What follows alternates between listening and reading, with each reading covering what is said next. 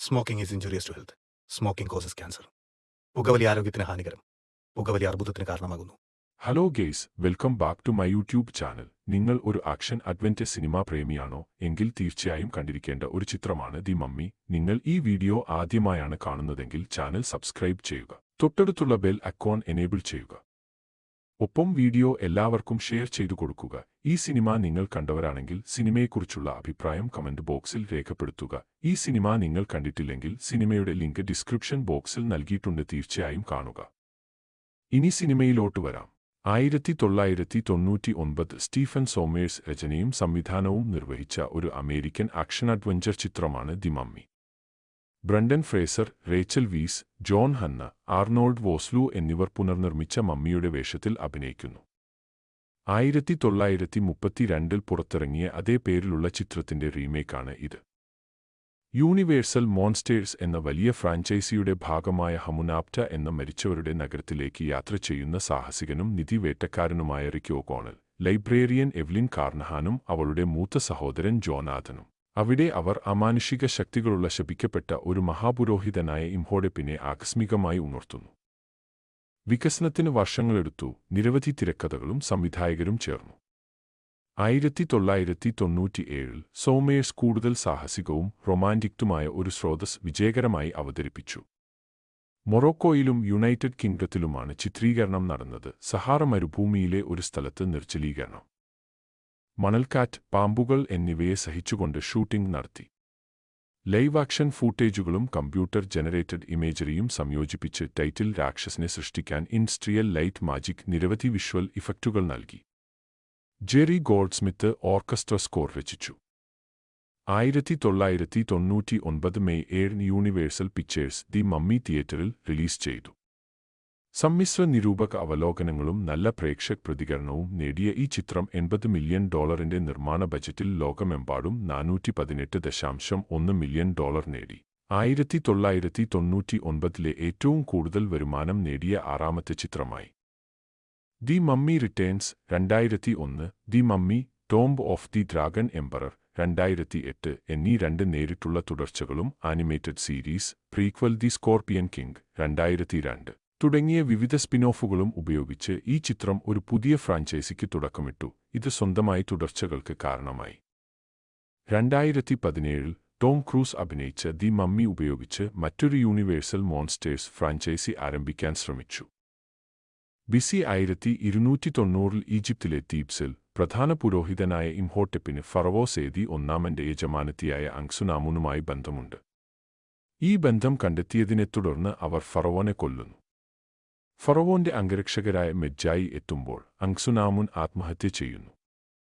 അതേസമയം ഇംഹോട്ടെപ്പ് ഓടിപ്പോകുന്നു. ഇംഹോട്ടെപ്പും അദ്ദേഹത്തിന്റെ പുരോഹിതന്മാരും അവളുടെ മൃതദേഹം മോഷ്ടിച്ച് മരിച്ചവരുടെ നഗരമായ ഹമുനാപ്റ്റയിലേക്ക് അവളെ ഉയിർപ്പിക്കാനുള്ള ചടങ്ങ് നടത്താൻ പോകുന്നു. പക്ഷേ മെഡ്ജായി അവരെ തടയുന്നു. ശിക്ഷയായി ഇംഹോട്ടെപ്പിന്റെ പുരോഹിതന്മാരെ ജീവനോടെ മമ്മി ചെയ്യുന്നു.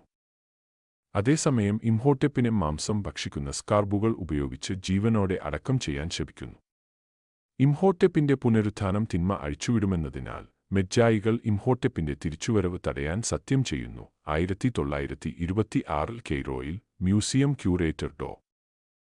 ടെറൻസ് ബേയുടെ കീഴിൽ ജോലി ചെയ്യുന്ന ലൈബ്രേറിയനും ഈജിപ്തോളജിസ്റ്റുമായ തന്റെ സഹോദരി എവ്ലിനെ ജോനാഥൻ കാർണഹാൻ ഹമുനാപ്ട്രയിലേക്ക് നയിക്കുന്ന സങ്കീർണമായ ഒരു പെട്ടിയും ഭൂപടവും സമ്മാനിക്കുന്നു. അതിന്റെ നിലനിൽപ്പും അവിടെ ഉണ്ടെന്ന് വിശ്വസിക്കപ്പെടുന്ന നിധികളും ഇപ്പോൾ ഒരു മിഥ്യയായി കണക്കാക്കപ്പെടുന്നു. ഫ്രഞ്ച് ഫോറിൻ ലെജിയനിൽ ആയിരിക്കുമ്പോൾ നഗരം കണ്ടെത്തിയ അമേരിക്കൻ സാഹസികനും നിധിവേട്ടക്കാരനുമായ റിക്കി ഒകോണലിൽ നിന്ന് താൻ പെട്ടി മോഷ്ടിച്ചതായി ജോനാഥൻ വെളിപ്പെടുത്തുന്നു. തടവിലാക്കപ്പെട്ട റിക്കിനെ മോചിപ്പിക്കാൻ എവ്ലിൻ അഴിമതിക്കാരനായ ജയിൽ വാർഡൻ ഗാർഡ് ഹസ്സനുമായി വിലപേശുന്നു. അമേരിക്കക്കാരൻ അവരെ ഹമുനാപ്ട്രയിലേക്ക് കൊണ്ടുപോകുന്നതിന് പകരമായി അവിടെ അമുൻഡയുടെ സുവർണ പുസ്തകം കണ്ടെത്തുമെന്ന് അവൾ പ്രതീക്ഷിക്കുന്നു. റിക്കിന്റെ സഹപ്രവർത്തകനായ മുൻ ലെജിയോണേർ ബെനി ഗാബോറിന്റെ നേതൃത്വത്തിൽ മറ്റൊരു പര്യവേഷണ സംഘവുമായി അവർ ഉടൻ തന്നെ മത്സരിക്കുന്നു. നൈൽ നദിയിലൂടെ സഞ്ചരിക്കുമ്പോഴും ഹമുനാപ്റ്റയിൽ എത്തി അവശിഷ്ടങ്ങൾ പര്യവേക്ഷണം ചെയ്യുമ്പോഴും അജ്ഞാതരായ ഒരു സംഘം ഇരുവരെയും ആക്രമിക്കുന്നു. ആക്രമണകാരികൾ മെഡ്ജായിയും അവരുടെ നേതാവായ ആർഡത്ത് ബേയും ആണെന്ന് വെളിപ്പെടുത്തുന്നു. അവർ കൂടുതൽ ആഴത്തിൽ പരിശോധിക്കുന്നതിന് മുമ്പ് പോകണമെന്ന് മുന്നറിയിപ്പ് നൽകുന്നു.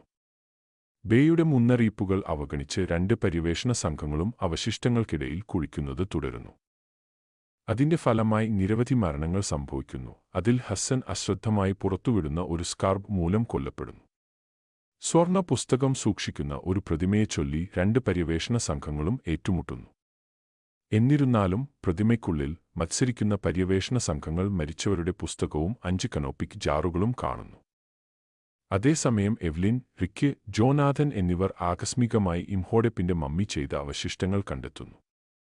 ആ രാത്രിയിൽ എതിരാളി ക്യാമ്പിൽ നിന്ന് എവ്ലിൻ മരിച്ചവരുടെ പുസ്തകം മോഷ്ടിക്കുന്നു. അബദ്ധവശാൽ അവൾ തിരുവെഴുത്ത് ഉറക്കെ വായിക്കുമ്പോൾ മമ്മി ചെയ്ത ഇംഹോടെപ്പിനെ ഉണർത്തുന്നു. ഇപ്പോൾ ഉയിർത്തെഴുന്നേറ്റ ഇംഹോടെപ്പുമായും മെജ്ജായിയുമായും ഒരു ഏറ്റുമുട്ടലിനെ തുടർന്ന് പര്യവേഷണ സംഘം കെയ്റോയിലേക്ക് തിരികെ ഓടിപ്പോകുന്നു.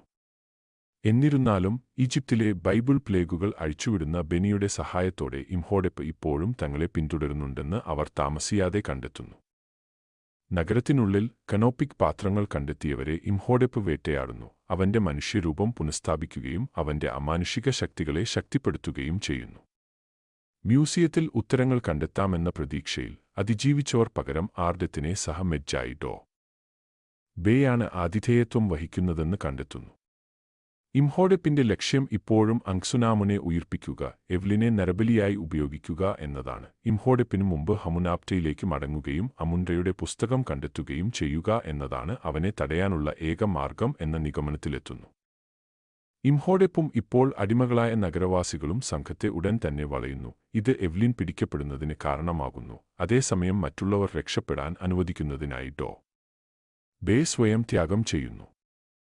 ബാക്കിയുള്ള 3 പേരും RAF captain Winston Havelock pilot ചെയ്ത വിമാനം വഴി ഹമുനാപ്ട്രയിൽ എത്താൻ ശ്രമിക്കുന്നു. പക്ഷേ ഇംഹോടെപ്പ് സൃഷ്ടിച്ച മണൽക്കാറ്റിൽ തകർന്നു വീഴുന്നു. ഇത് ഹാവ്ലോക്കിന്റെ മരണത്തിനും ഇംഹോടെപ്പിന് ആദ്യം എത്തി ആചാരം ആരംഭിക്കുന്നതിനും കാരണമാകുന്നു.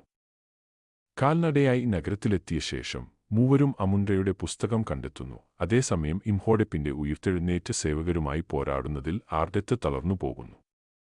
ജോനാഥനും റിക്കും ആചാരമുറിയിലെത്തുന്നു. അവിടെ റിക്ക് എവ്ലിനെ മോചിപ്പിക്കുന്നു. ഉയിർത്തെഴുന്നേറ്റ സേവകരെ നിയന്ത്രിക്കാൻ ജോനാഥൻ പുസ്തകം ഉപയോഗിക്കുന്നു.